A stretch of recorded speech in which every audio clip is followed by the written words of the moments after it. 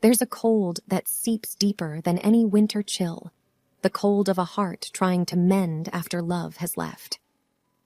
I, Emma, found myself trapped in such frost after a decade-long marriage crumbled like a house of cards.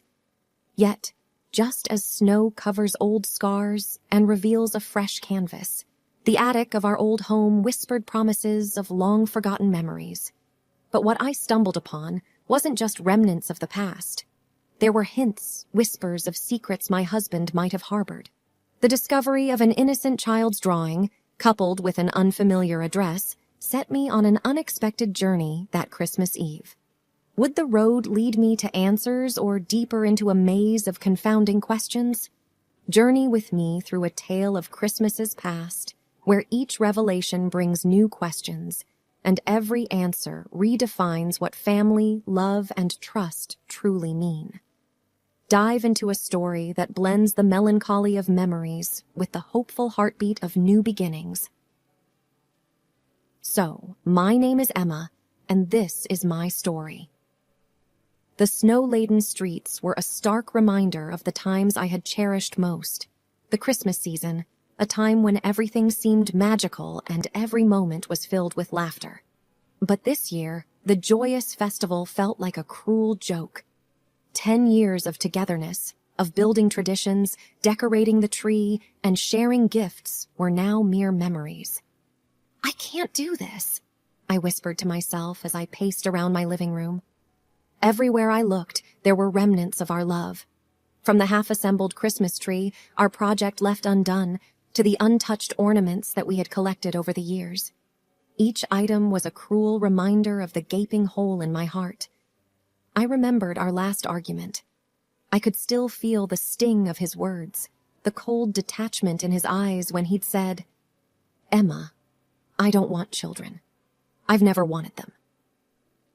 I recalled the countless nights I'd cried, wondering why the universe had played such a cruel trick on me. Why had it bound me to a man who couldn't share my dream of having a family? Shaking the painful memories away, I decided to divert my attention. The attic, I thought. I hadn't been up there in years. Maybe rummaging through old belongings would distract me, give me a respite, even if for a few hours. With each step up the old wooden staircase, I felt the weight of my emotions getting heavier. The attic was dimly lit, the weak winter sun seeping through a small window. Dust hung in the air, dancing with the rays of light, a testament to the long time that had passed since anyone had visited this space. As I shuffled through old boxes, yearbooks, and forgotten memorabilia, my eyes landed on a familiar box. Its ornate design and meticulous wrapping were hard to forget. This was our box, the box where we kept all the gifts we'd exchanged over the years. Hesitating for a moment, I pondered whether opening it was a good idea, but something compelled me to reach out and lift the lid. Inside, memories came flooding back.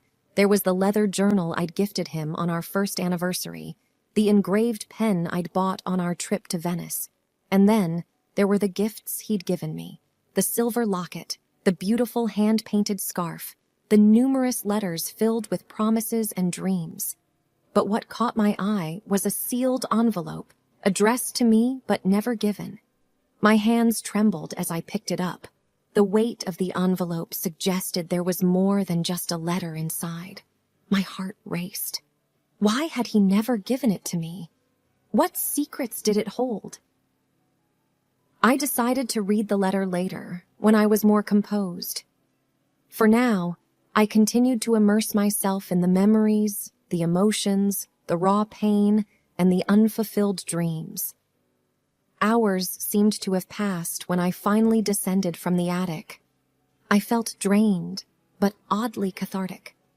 The letter was now burning a hole in my pocket. My curiosity piqued. Tonight, I'd unravel its mysteries. Little did I know that it would change everything. The setting sun cast a golden hue over my room. I sat on my bed, the envelope in my hand. What could it be? I pondered. I carefully opened it, and as I did, an old photograph slipped out, showing us from our early days, laughing and carefree.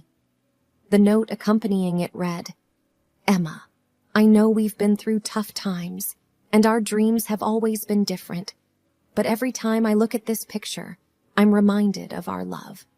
And while I might not want children, I've always wanted you.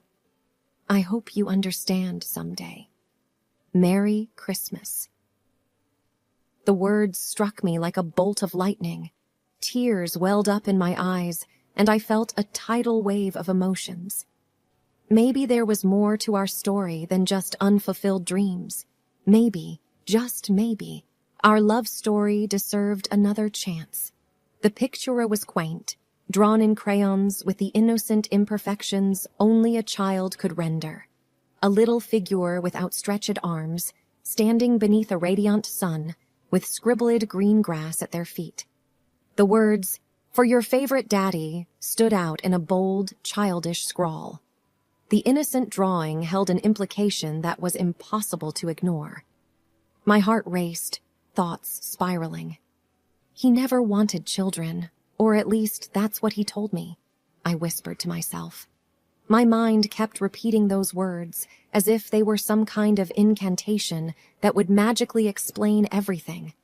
But there it was, in black and white, undeniable evidence that he'd kept a monumental secret from me. Rummaging through the box with increasing desperation, I tried to find anything else, any other clue that might shed light on this mystery. Among the memories, tokens of love, and souvenirs of travels, the white envelope with the child's drawing stood out starkly. It bore an address in another state. A sense of realization dawned on me. He frequently traveled there for business, I murmured to myself, my voice dripping with a mix of disbelief and sorrow. The pieces of the puzzle started to fit together, yet they painted a picture so contrary to the man I thought I knew. Shaking and nearly out of breath, I did what I think anyone would do when confronted with such a revelation. I Googled the address. The search results showed a quiet suburban neighborhood. I could even see the house using the map's street view, a lovely little cottage with a fenced backyard and toys scattered around. The impulse to get answers was overwhelming. Within hours, I found myself packing a small bag and booking a ticket to the neighboring state. The 4-hour train journey gave me ample time to think, to doubt, and to fear. What am I even expecting? I questioned myself. Am I prepared for the truth, whatever it might be? Arriving in the town, I checked into a small bed and breakfast, taking time to compose myself. Looking in the mirror, I hardly recognized the woman staring back. My eyes were heavy with questions, my face etched with anxiety. The early morning was silent, save for the occasional rustling of leaves and the distant jingles of Christmas carols. The light snowfall lent a serene beauty to the surroundings. The quaint house, glowing softly in the muted light, stood in contrast to the swirling emotions in my heart.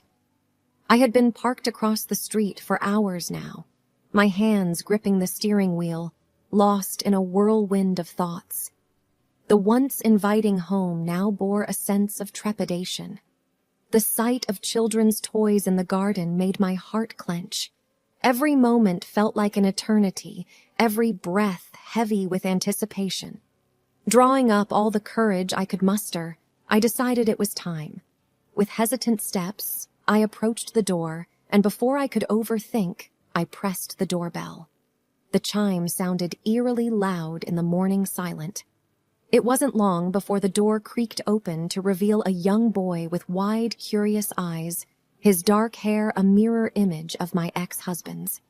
He looked up at me, innocent and puzzled. "Hi," I began, trying to keep my voice calm. "I'm looking for your mother. Is she home?" Before he could reply, a young woman appeared behind him. Her surprised eyes locked onto mine. "Can I help you?" she asked, hesitance evident in her voice.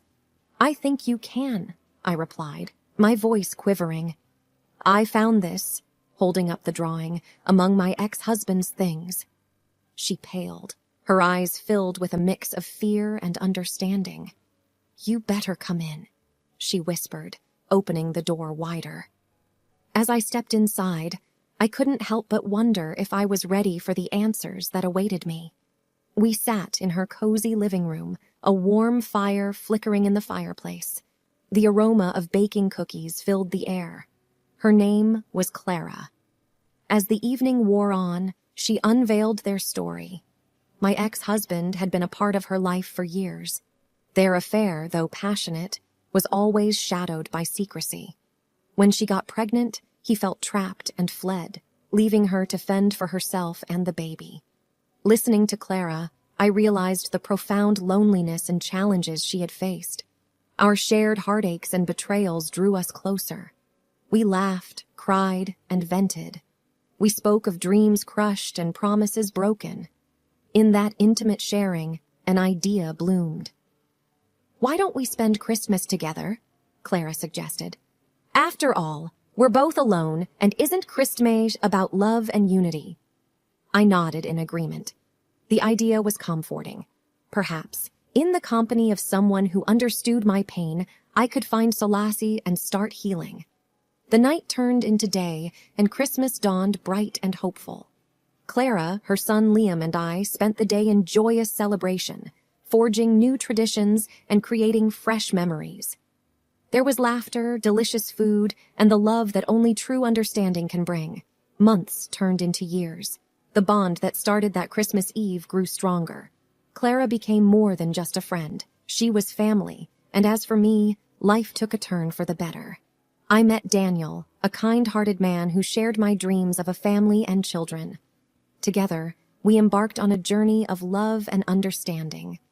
Looking back, I realized that while one door had closed, another had opened, offering hope, love, and a promise of a brighter tomorrow. The pain of the past became a stepping stone to a future filled with love and contentment.